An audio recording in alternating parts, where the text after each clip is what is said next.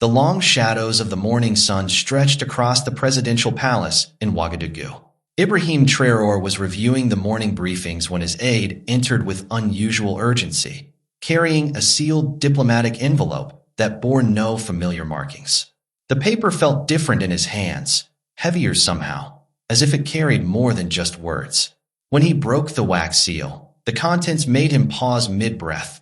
An invitation to address the World Economic Leadership Summit, broadcast live to over 2 billion viewers worldwide. The timing was no coincidence. Tensions between Africa and the West had reached a boiling point. His weathered fingers traced the gold embossing as his mind calculated the implications. The invitation came with curious conditions that made his advisors exchange worried glances across the mahogany table. No pre-approved talking points, no diplomatic review of his speech, and surprisingly, a direct challenge from certain Western leaders. The document mentioned frank discussions about Africa's future and addressing misconceptions about sovereignty. Traoré's closest friend since childhood, Minister Sankara, leaned forward with concern etched deep in his eyes. "Brother, this feels like a trap wrapped in silk," he whispered, his voice carrying the weight of their shared struggles. The other ministers nodded in agreement, their faces reflecting decades of broken promises from the international community. Yet something in the invitation's bold language sparked a fire in Traoré's chest. The kind of fire that had driven him to transform Burkina Faso against all odds. Outside the palace walls, the people of Ouagadougou went about their daily lives, unaware that their leader held history in his hands. Children played football in the dusty streets, while vendors called out their wares in melodic French and more. The aroma of grilled fish and spiced rice drifted through the open windows, mixing with the distant sound of motorcycle taxis. Traoré stood and walked to the window, watching his people with the protective gaze of a father. These were the faces he saw in his dreams, the voices that called him to leadership when his country needed him most. Every policy, every difficult decision, every sleepless night was for them. The invitation wasn't just asking him to speak. It was asking him to speak for the soul of Africa itself. As evening approached, Traoré made his decision with the certainty that had defined his rise to power. He would accept the invitation, but on his own terms, carrying truths that the world wasn't prepared to hear. His press secretary began drafting the acceptance letter while security teams prepared for what could become the most important speech of the century. The palace buzzed with quiet intensity as staff members worked late into the night, sensing the historical weight of the moment. Traoré returned to his private study where portraits of Thomas Sankara and other African heroes watched over him. He pulled out a worn notebook and began writing, each word chosen with the precision of a surgeon and the passion of a revolutionary. Tomorrow the world would hear from Africa's son, and nothing would ever be the same. The mahogany-paneled conference room in Geneva felt suffocating as world leaders gathered hours before the live broadcast. Donald Trump paced near the floor-to-ceiling windows, his red tie slightly loosened, gesturing emphatically at his daughter Ivanka, who sat poised at the polished table. This African president thinks he can embarrass America on live television, Trump muttered, his voice carrying across the room to other Western delegates. Ivanka's manicured fingers drummed against her leather portfolio, her mind racing through potential damage control strategies.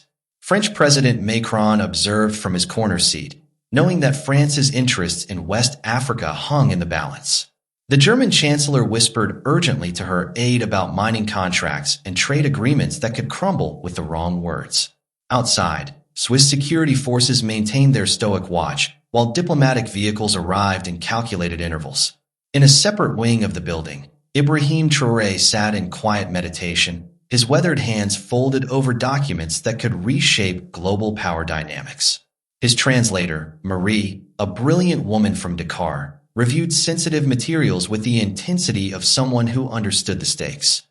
"Mr. President, these revelations will create earthquakes," she said softly, her French accent mixing beautifully with her native Wolof undertones. Traoré's eyes remained fixed on a particular contract dated 15 years ago, signed by hands that promised partnership but delivered exploitation. His security chief entered with updates about unusual activity around their quarters. Phones being monitored, rooms being swept by unknown agents. The air conditioning hummed with mechanical precision, but couldn't cool the tension that electrified every surface. Time moved like honey as the moment of truth approached with inevitable certainty. Meanwhile, in Trump's private suite, father and daughter engaged in heated strategy discussions that echoed off marble walls.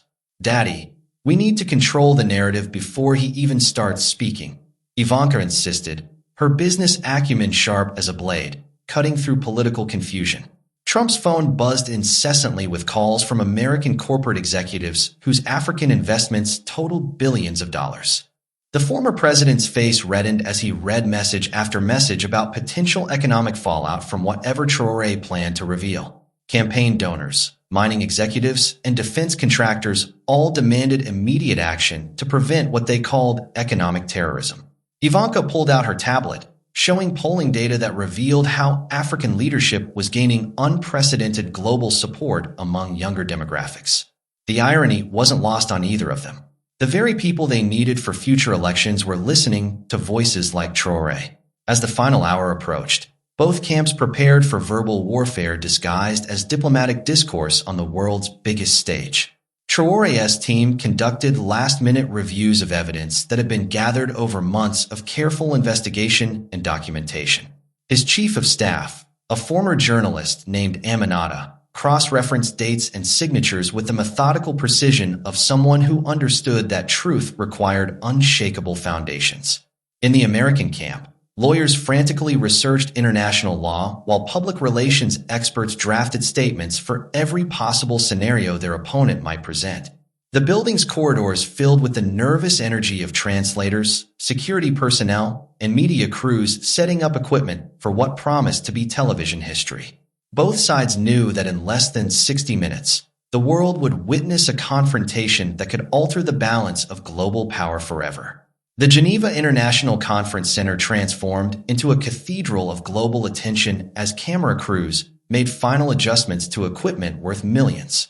Red lights began blinking across dozens of broadcasting stations while producers in New York, London, Lagos, and Beijing coordinated the largest simultaneous broadcast in television history.